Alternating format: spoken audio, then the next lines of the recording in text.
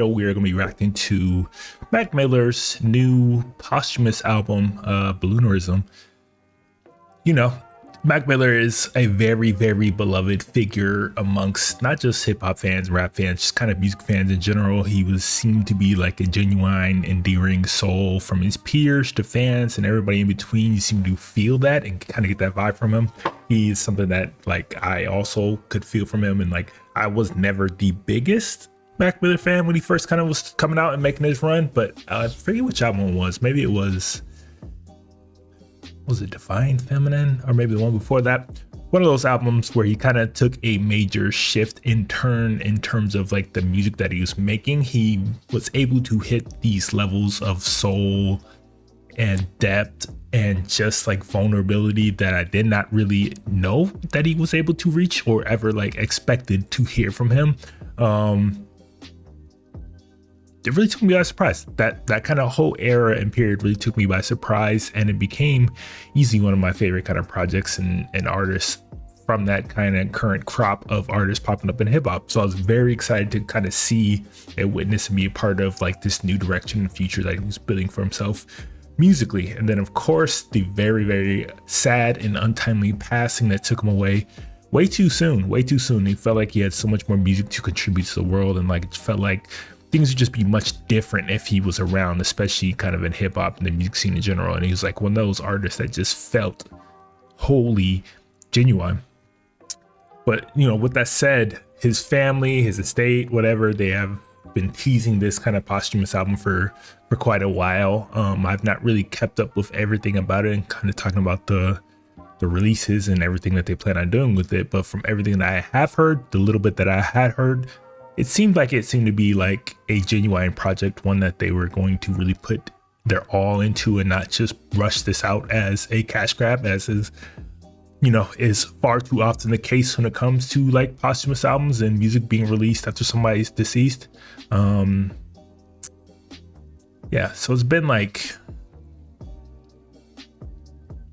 he passed away.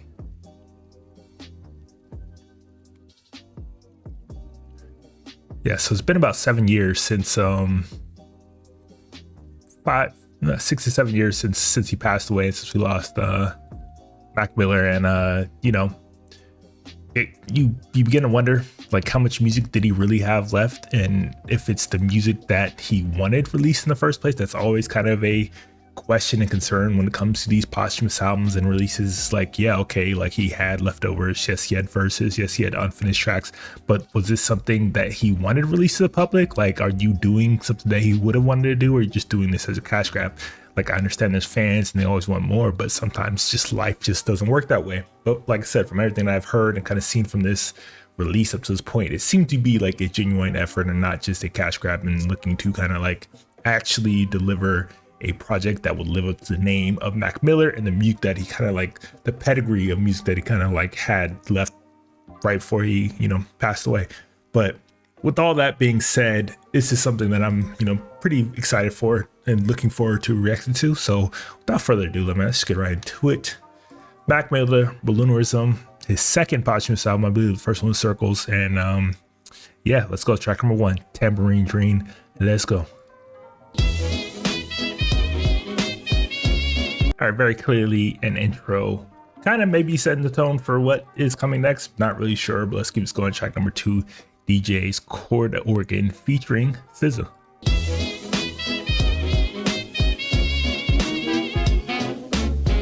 Okay, very experimental, very almost psychedelic, soul like a mix, very like kind of avant-garde and kind of the direction that he was going in. A lot of his music where he's really kind of pushing the boundaries of what it was that he was making. And I kind of looked into it, and this is actually a throwaway project, one that he kind of had maybe almost fully recorded and kind of abandoned. He said it was originally recorded between 2013 2014, kind of right before he went on his current run, or his more, I guess, known run of like Divine Feminine and Swimming and like all that followed. So you can kind of see where he was like entering this new phase and era of his music. And like, if this is kind of what we're getting, like you could definitely see like why it was like such a strong shift, because this is very, very experimental going on right now.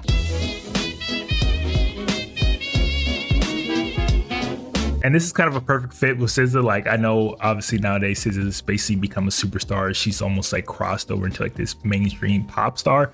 But if you have been following or know SZA in any kind of manner, like when she first really came out, like she was doing this type of music. She was doing this very experimental indie soul, deep kind of music that, you know, seems to fit perfectly with what he was kind of going for. And especially around this time period, I don't really think she was that known or like widespread. So like this would fit perfectly. Like I definitely see this happening because she was doing this type of music, and like I could definitely see why he would kind of tap her specifically for like a song like this.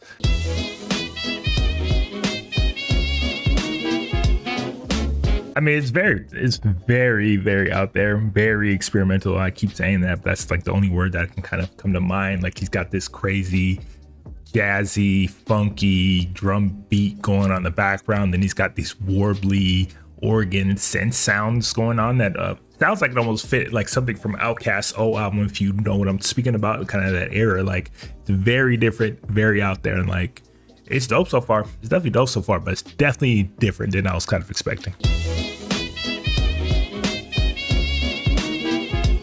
Like I said, very different, very interesting, very unexpected kind of coming from this as like almost an album intro. Like, but I think it's kind of setting the tone for what we kind of can probably expect from here on out. Like if this is truly an abandoned project, and this is kind of like the lead into that more obviously strong shift in change and musical direction that he was kind of going on, you can see kind of the roots and like the seeds of what was about to come. And like, this is cool, but definitely very unexpected. Let's keep this going. Track number 3, Do You Have a Destination?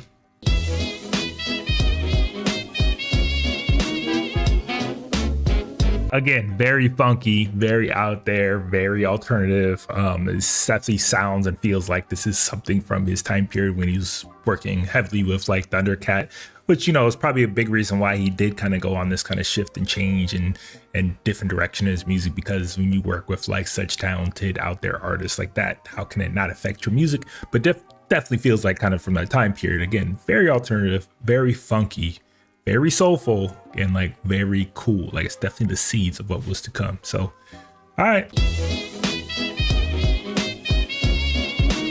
I mean, also sounds like this is definitely during the time period when he was kind of questioning things, when he was going through like, obviously, like, I'm not gonna say necessarily depression, but some sort of crisis, some sort of like consciousness going on in his mind that like has him really re-examining his life and like talking about things like went to sleep famous, woke up being invisible, like all this shit means nothing, I did chemo, I did all this. Like you achieve these highs, which is something that you hear from like a lot of artists who like spend their whole life trying to reach this pinnacle, reach this point, and when they finally get it, they get that success, they get what they felt like they've always wanted, they feel empty. And like this sounds like what he's kind of discussing. Like he felt empty, like he reached a point, he thought he'd be happy, he thought this is what he wanted in life, and yet he's still empty. He felt invisible. He's doing all this stuff, and like it didn't mean anything.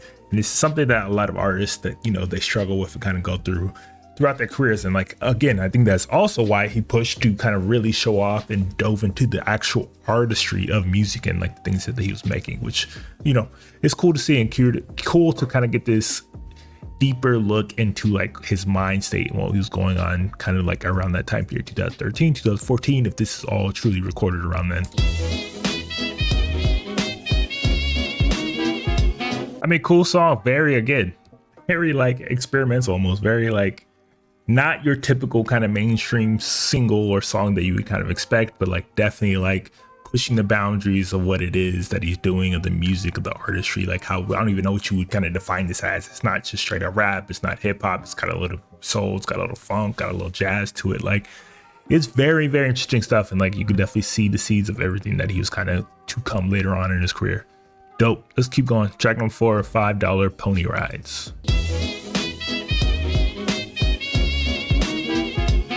I mean, he's got very unique vocals, and like, again, this is really the type of sound and music that like made me kind of really take notice, really check out what he was doing, really kind of become a fan around the time of like Divine Feminine. Like you can see the inklings of that, like with his vocals and the way that he's doing, the way that he's singing. It's almost like jazzy, like almost jazz lounge-esque, the way he's kind of delivering these things, but then it's very soulful, feel good, but also talking about very serious, important things. It's just like he has like this very unique approach and outlook on life and ability to kind of deliver it through his music that people can relate to. And I think that's why fans love it so much. And like he's doing that here. And like this right here, this song right here, honestly, like this is probably the first song on this project that I've heard so far that I'm truly like, I could definitely see him putting this out. Like I could definitely see this would be like an end product for him specifically. Like I could definitely see this kind of fitting in the mold of what he was kind of going on and evolving into. Like this is a dope song.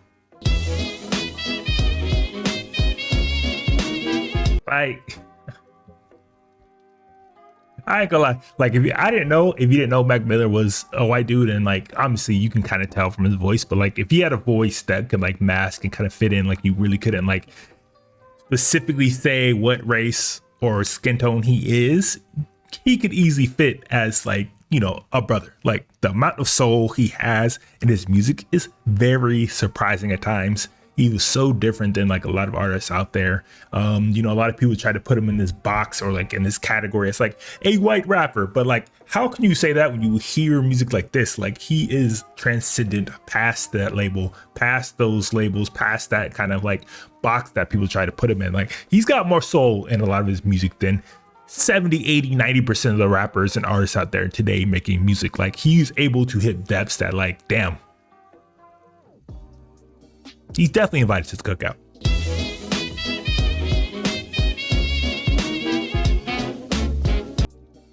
Again, and just the way he uses like artists and like true artists people, like true musicians, and the way he implements them and spotlights them in his music, like he gives them like this space to breathe and work and put their own impact in their and his songs and music. And like that is also why he is a big fan amongst his own peers, amongst true musicians. Like I've talked to many artists and like jazz musicians in particular, and they love Mac Miller. Like he is somebody from the mainstream that they would point to and like, I'm a Mac Miller fan, because like his ability to like incorporate that live music, that live instrumentation into his music is very special. And like I can definitely see why jazz heads and other people like love him so much, and why he crossed so many boundaries and borders when it came to his music. Like everybody was welcome and they felt invited.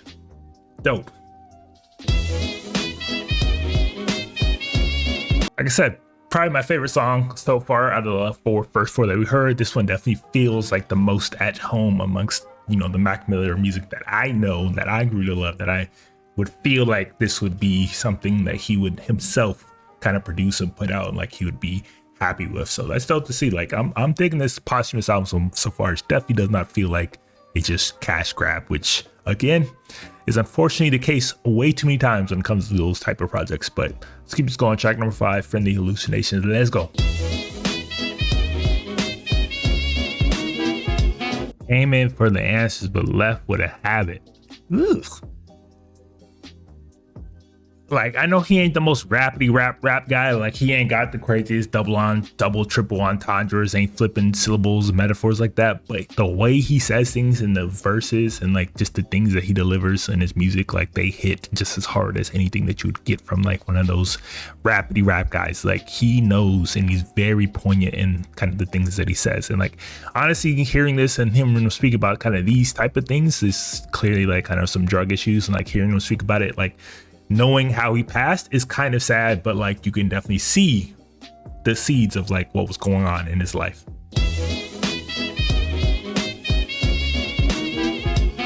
I mean, that bass line is just filthy, nasty, disgusting. Like I wouldn't be surprised if this Thundercat on here, but that bass line is disgusting. And like the way the soundscape paints the portrait, like lays like the backdrop for what he's talking about, and like just the music in general, and like the feeling that he's delivering on this, like it's kind of got that psychedelic trippy kind of feel and effect to it that like, okay, like he's clearly talking about being on drugs and being, being in your own world, and like, just kind of dealing with everything like that, and it fully comes through in the music, like in a way that's like hard to describe, but it feels very, very vivid. Like he is a very, very vivid musician, and like the way that he's able to present things that he's discussing. The piano is just filthy too. Like that jazz piano, whatever that's got going on, like there is filthy as well. And like I wouldn't be surprised again if he's got somebody like a Corey Henry or something behind on the boards, because he has that type of access and like appeal to, like I said, true blue musicians, especially like jazz musicians, people that like respect the craft so much. Like they were fans of his because he was fans of theirs, and like it comes through in the music. And like he just created some beautifully tragical shit, like, because like as beautiful and like otherworldly sometimes his music is, like obviously he's talking about some very serious things, and like it's just great. Like he just makes great ass music. And like again, this is another one of those tracks that I think that he'd be very happy with, that this would be coming out. Like I think he'd be happy with the form that this came out in. Go to track number 6, Miss Deborah Downer.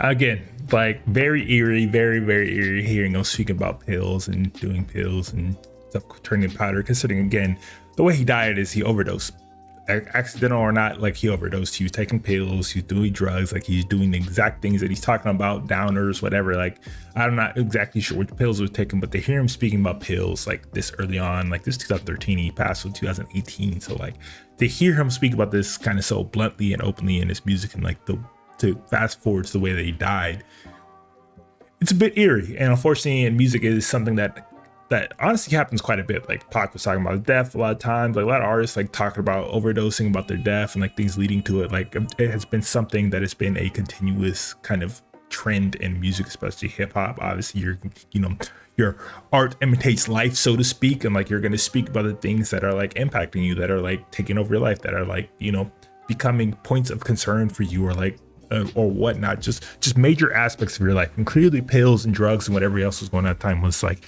heavy on him at the moment, and this is the way that he kind of released and spoke about it. And like, but to hear him like speak about this clearly, and then like to look forward and like, damn, signs were always there. I didn't know he was kind of going through these type of issues, but signs were always there. And like to hear this and then like know how he passed away kind of sucks.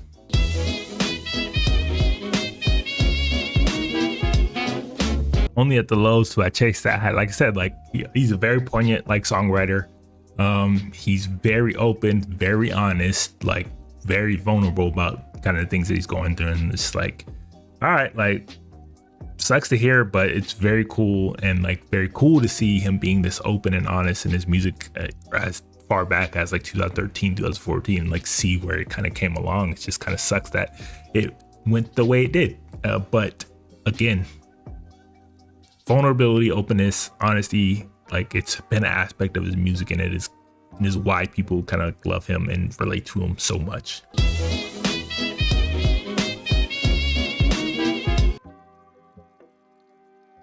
That was a hell of a cocktail he just ordered. Like again, we could see it. The signs were clearly there. I didn't see it. I didn't know, but like the signs were clearly there. He's clearly going through things since like that early on. Like, and to hear him being so open and honest about that, jeez, that was a hell of a cocktail you just ordered. Crazy.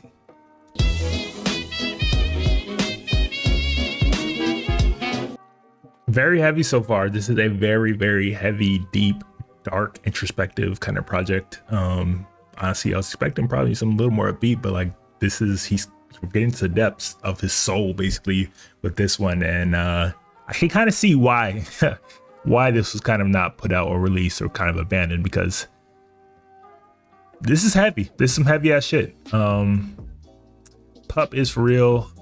Would you like to watch my music video on YouTube? We don't do that on these streams. We don't really check out artists' music that we don't know live, because gotta be very careful with that. But if you want, we do streams where we do react to kind of like artists, independent artists that send us their music. But to do that, you have to submit it to us through our official channels, and I'll post that link in the chat right now. If you want, you can shoot us an email, and we might get around to it. Let's keep this going. Track number 7, Stoned.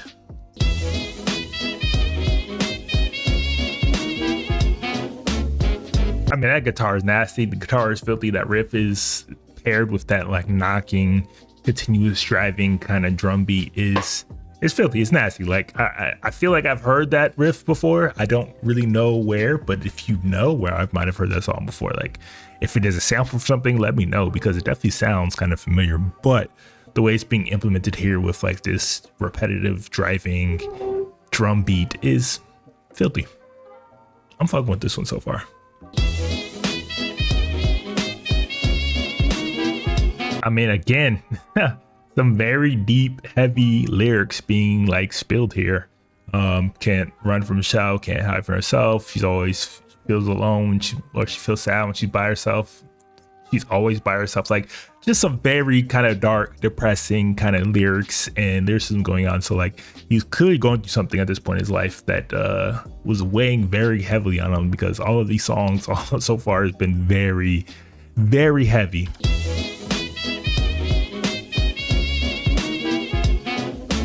Again, like I've mentioned this many times, but he is a very, very relatable artist. He's able to speak to, you know, kind of like the underdogs, the people feel like they're going through something, like they can put on his music, put on his songs, and like instantly kind of feel like they're seen, like they're heard, like people know what they're going through that can relate to them. Like, he's such a relatable artist, and that was like such a high point of why people loved him so much. And like, when you put out songs like this that are so relatable, that go past the glitz, the glam, the beauty of it, like of life, just the doldrums, like the real nitty gritty of life and the experiences that people have, and you have the ability to reach those depths as an artist, you are going to be beloved. And that is exactly why people love him, because he can do that on a consistent basis, as proof here.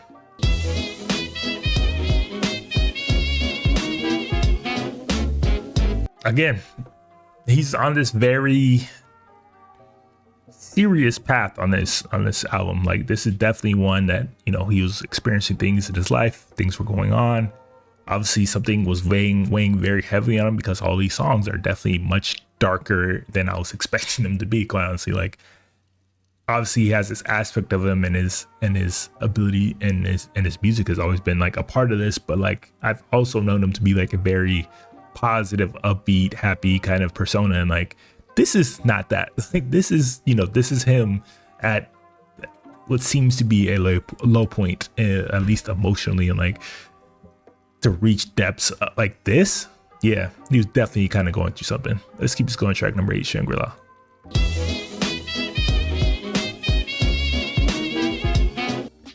I was thinking, let me run that. I was thinking Lamb of God. I was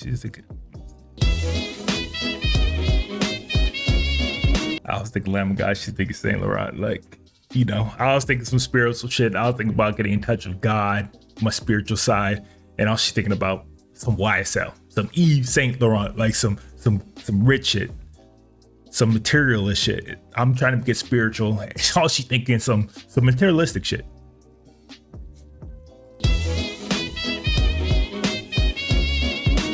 Again, another drug reference. Like, this whole album is just littered with drug references. Like, must have been like a very heavy period of usage for him, because like, this is at the forefront of a lot of the songs and lyrics and stories being told here.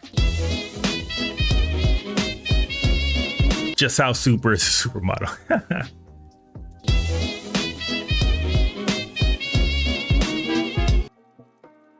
With, again, some very super dark, heavy kind of bars that I had never truly heard from him. Like, he's definitely touched on those kind of aspects in his music, but not like at this kind of openness and vulnerability that he's doing here. Like, what a good day to die today, or some shit like that. Like, what? I wish my drug dealer took Air Max. How you say it? Air Max. Wish my drug dealer took credit cards. Like, bro, what? What was he going through? What was he going through?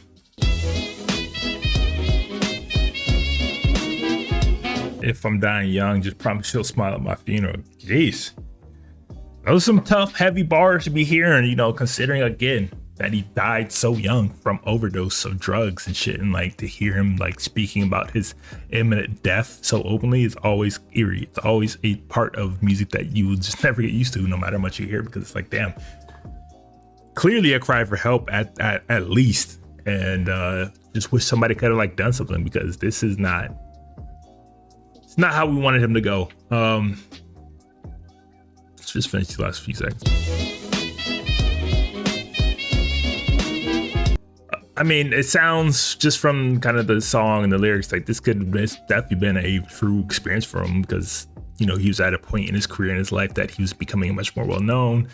He was low key a celebrity. He was reaching those kind of heights. Like, he probably had, you know, access to supermodels and like women of that ilk, and like he could definitely be speaking about real life experiences where he got high with these chicks and like all these girls, and like while he's trying to get spiritual or whatever, like they're just trying to go shopping and like all this stuff. Like, so it's like, this sounds like it's probably something that was very true to his life at that point, where he was experiencing different aspects that he had not up to that point, because he did not become like super famous until around this kind of time period. So seems pretty genuine, seems to be like very true, very close to home for him. So let's keep this going. Track number 9, Funny Papers.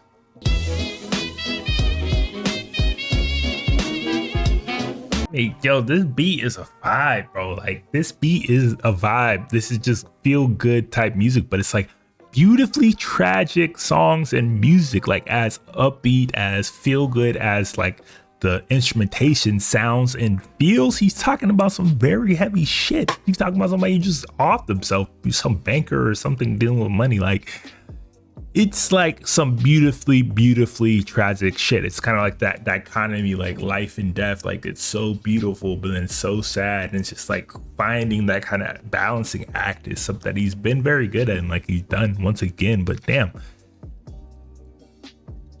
shit makes you want to vibe, but also call your dad. It's like, this is some sad shit.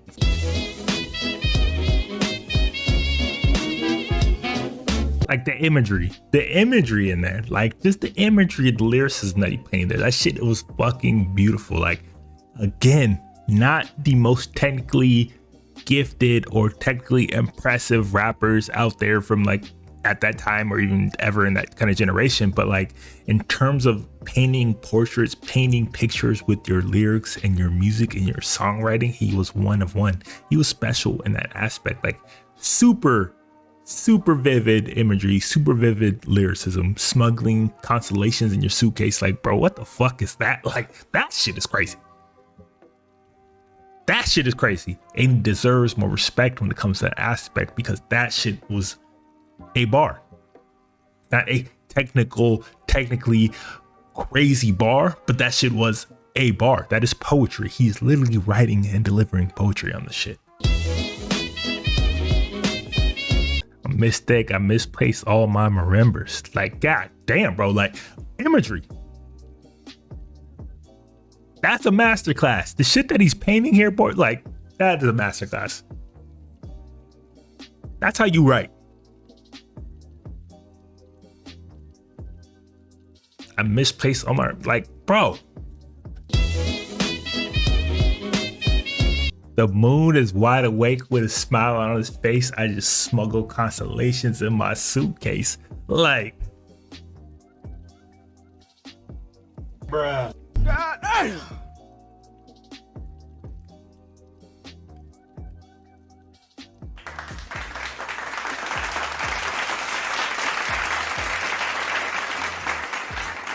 Just gotta give him props for that in the middle of the song, because that shit, that the moon is wide awake with a smile on his face as I smuggle constellations in my suitcase.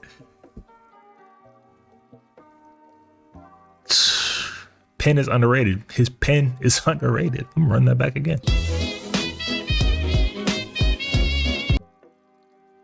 Again, baby, there's a vacation in the dresser. And you run that again.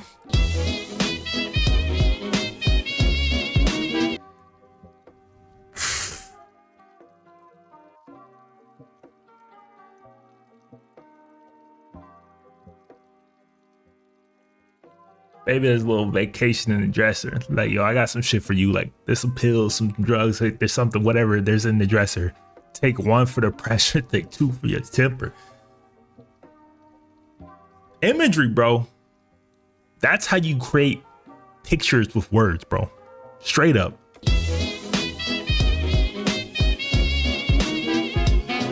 And he just said it. I ain't an innovator. Shit, I ain't an innovator. I'm just an illustrator. And all he's doing is painting pictures right now. Great.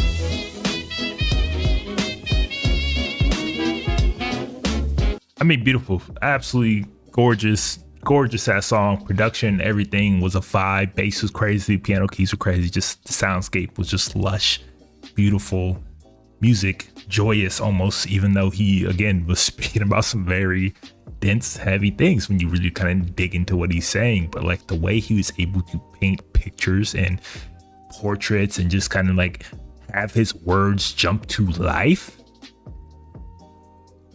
is such an underrated skill and so rare to find in music these days. And like, that is why he's special. This is why he's special. He was able to create something this goddamn gorgeous. This might be my favorite track off this whole album right now. I'm not gonna lie. Funny Papers might be the one for me. A little bit more upbeat, a little bit brighter. This is the Mac I know. Keep this going. Track number 10, Excelsior.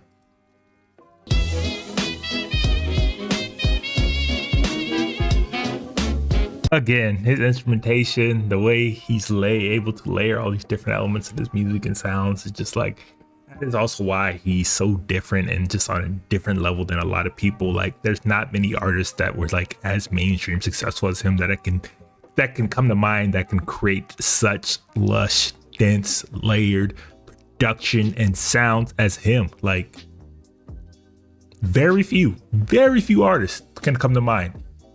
And that is a very special aspect of him. And like, he's done it again. Like, this is crazy. The production is crazy on this one. Just the different crazy amounts of layers, the vocal samples of the kids in the background, like everything is just on point with this one. Fire track, almost like an interlude, but fire again. Like, he's different. He's just different. Just keeps going. Track number 11, Transformations, featuring Delusional Thomas, which is a crazy name.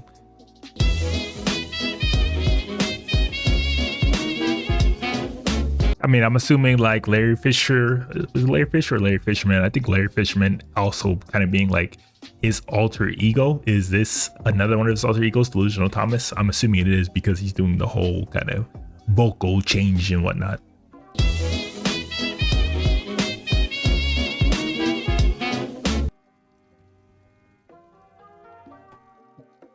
Bruh. Hey, bro, come on now, dog.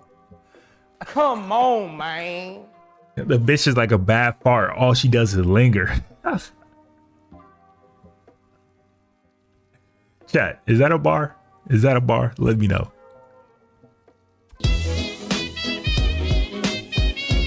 I mean, it's definitely like his most rapidy rap song off this whole project, which is very much more neo soul, psychedelic, alternative, experimental kind of music. But like, to hear this is definitely more traditional rap that I was almost kind of expecting to hear from him, that he's kind of obviously has in his bag, in his back pocket as well. But like, this production is nice. Like, it's very menacing, dark, heavy.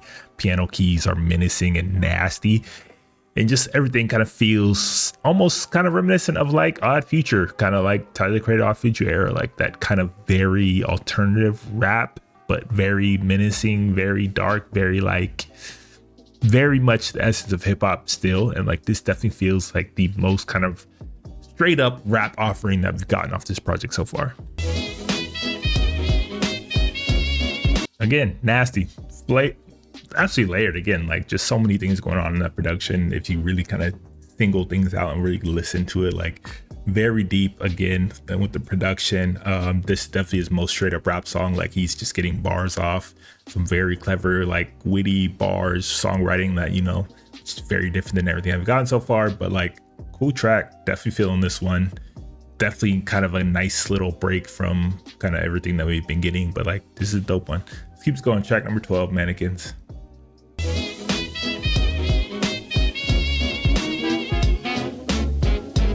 Just the cinematic quality of this song and his music is just off the fucking charts. Like, just the whole intro with the harp, like that kind of building backdrop, backbeat that's going on with the drums. It's kind of like you can feel like it's building up to something. Those giant horns, like just everything about this shit is cinematic as fuck. And I'm about to rewind it because that intro was crazy.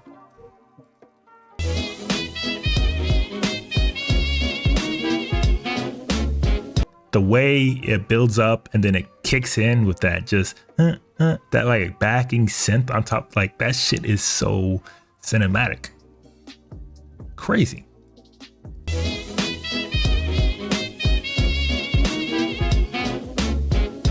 I've always been terrified. I've always been terrified. Ending up normal as a bar, and it's a sentiment that, you know, I feel like you should feel. That's how I feel. Like I feel like a lot of people kind of feel that. Like I've always been terrified of ending up being normal. Like that just sounds blah, so boring. So just like, this is it. Like we go through all this just to end up normal. Like who wants to be normal? That shit is overrated. And then the drop. And then the drop.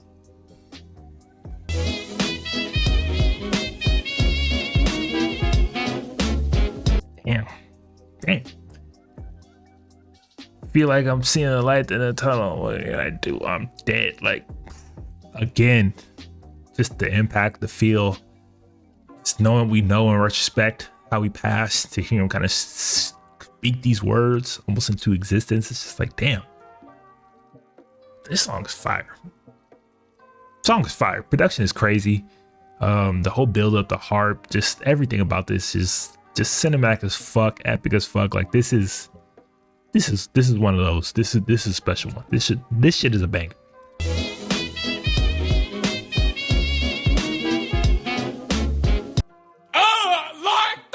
A banger, straight up banger. One where the production is easily one of my favorites off this entire project so far. Cinematic, epic, expansive, lush, deep, like you name it, like he delivered on this track for sure. Fire.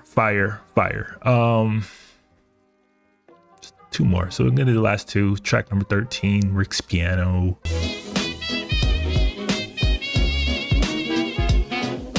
Please don't tell you that's because people tend to get worse when they think they're the greatest. That's a bar. That's a definite bar right there. And facts, spitting straight facts right there. When people start to feel themselves and they think that they've reached the top, when they think that they're the best, sometimes it brings out the truest, ugliest side of people. And that's exactly what he's speaking about. Don't tell me I'm saying, because people tend to get the worst when they think they're the greatest. It's a bar.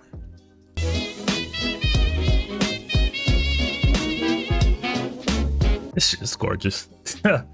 It is gorgeous. It almost feels like a mix of like Tame Impala and Bonnie Bear, like that kind of alternative, synthy, folky kind of vocals and backdrop with the piano going and like these battling drums. Like everything, like again, his production and his ear for production is just on another level. It's always been on another level. And like when he really started to get into it artistry back, shit just took off to like another fucking stratosphere, because like this ability again to layer all of these different disparate elements together and make it this cohesive epic fucking song like this is,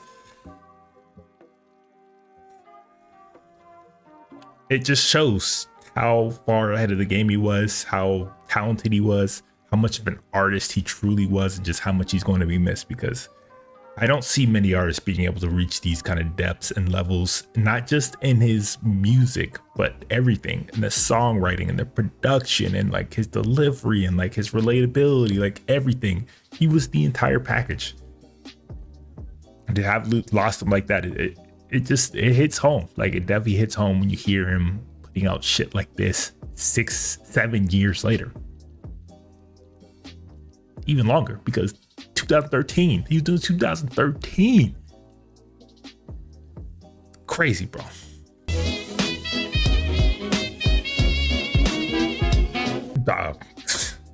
Eerie, poignant, chilling, hair raising, however you want to say it. Like hearing him speak, what does death feel like? Seeing what does death feel like over and over again, and like that almost ethereal kind of manner, like he's almost speaking from the grave. And like again,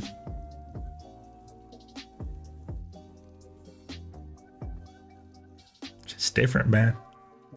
It hits different. Shit hits different knowing this, and like to hear him say that, those words coming from his mouth, knowing again the way he died, and just like what does death feel like, and like saying it over and over again, and having kind of like be wispy and like almost like otherworldly in his vocals. It's just like that shit was chilling. and poignant as hell. This album is poignant, pointed, special. This is special.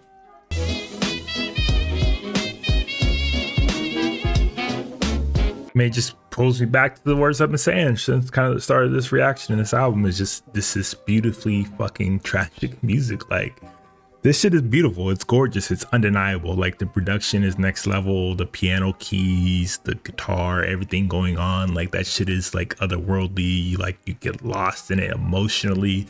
The vocals matching it, like, just everything about this can bring a tear to the eye. Have the hairs on the end of your fucking arm standing up. Like, it is that level of gorgeous, but at the same time, it is so fucking tragic and sad because he passed away, because he is no longer here. And I can only imagine being like his mom or friend or like relative, like somebody that was close to him, loved one, and like having to and listening to this, and like, how could you not be moved to like tears and just hearing him speak about like what does death feel like, and speaking about these experiences, speaking about this life. Like, it's just like, man,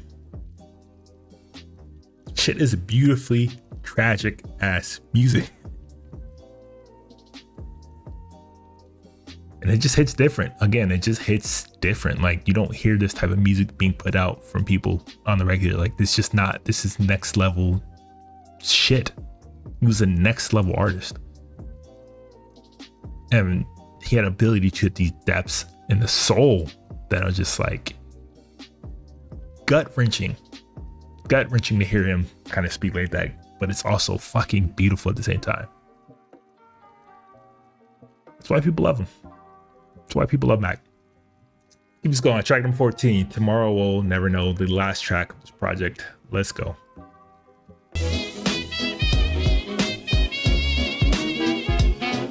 Again, fucking eerie, very haunting,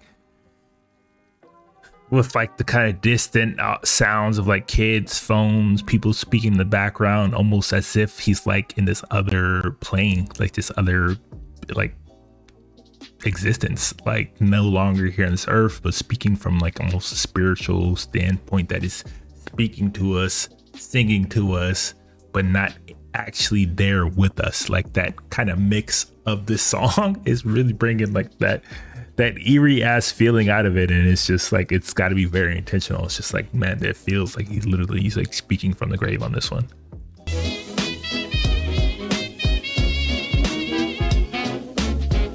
And then, you know, even just that little like constant tick that's going on, like it almost feels like it's the ticking of a clock, or even like the beeping sound that you get from like a heart monitor, along paired with like that bass that goes with it. It feels honestly like almost a heart monitor, as like he's basically experiencing his last. Like, honestly, it feels like he's on his deathbed and singing this song. Like, he's hearing things off in the distance. It feels like he's slipping away.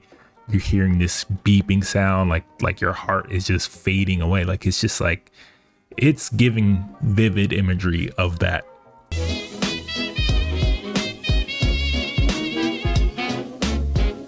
And then you kind of had that like fade out moment, like the drums kind of slowly going out, the beeps kind of like, it's literally like witnessing his death. It's fucking kind of great. It's kind of wild when you really think about it. Like, that's exactly what it feels like is happening.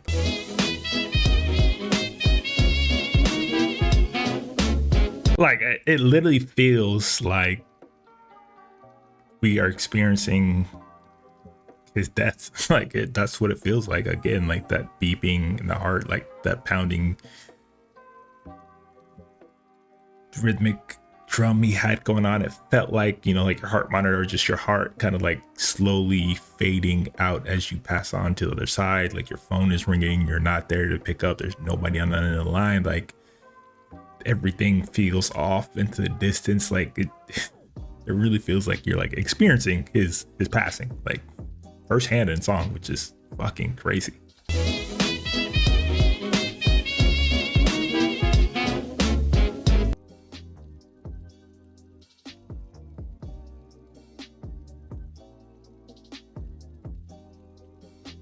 Deep, heavy shit right there, especially heavy ass song to end on. Like, again, that whole fucking song sounded like we were witnessing him fade away, his death, and pass on to the other side. Like, literally, like a kind of how he did die. Like, he was left for dead at his place. Like they came and found him dead on the couch from overdosing, and it just feels like we were witnessing that. And it is a very heavy, dense, deep, dark kind of thing to have to experience in music, but like it is true to his kind of artistic spirit and like vision. And like this whole album was very heavy, very dense, very deep, especially in the context of the way he died, and like this being a posthumous album, like him having these feelings and experiences and dealing with drug addiction, dealing with all these kind of thoughts way back then, but then knowing how his story kind of ended, it's just like, yeah, it just adds another layer of intensity to everything that we were kind of listening to and hearing. And like they don't hold back.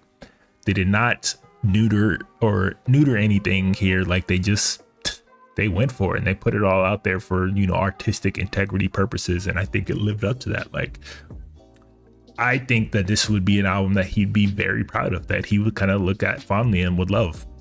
Do I think that he might kind of look back and listen to some of the things that he was talking about and saying and like kind of cringe, kind of feel a little type of way, like maybe I shouldn't be this open and honest about? Maybe, but you know, it was kind of in his wheelhouse. He is a very authentic, open, vulnerable, honest person when it comes to his music, and like this is as open and honest and vulnerable as you can kind of get.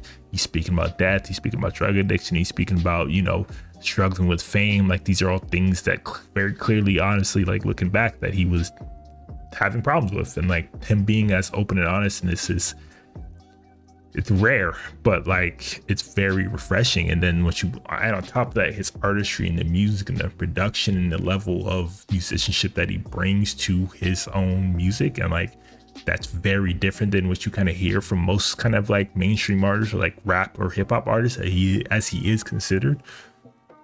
It just shows and reaffirms just how special he was as an artist, as a musician, and like why people loved him so much, so relatable, so open, so giving with what he gave in his music. And like it just really shows that he's going to be missed. There's a huge spot in the game that will never be filled. He has so much potential, he has so much left, so much more to give. Unfortunately, he's no longer here to do it. But like as a final stamp in terms of like his discography of his music, of what he has to offer the public, like this is a worthy send-off. I don't think this is going to be for like mainstream people or just kind of fans or people that just are interested in some of his more popular songs. This is strictly for his fans, like his hardcore fans and fans of music and artistry and musicianship in general. Like this is a dense, heavy listen, but if you are a true fan of his, you're gonna love this. Like there's no way you can't. Like this is him just at another level, just adds so much depth and just appreciation for what he was and just the music that he had put out, and like just his ability to create these beautiful cinematic pieces. So as a fan, like, yeah, this is fire. As somebody that's just a part-time listener, it might be kind of a heavy, tough listen, but like there are definitely some incredible moments here, and like kind of a perfect send-off for Mac Miller in terms of like showing, reaffirming just how special he is as an artist.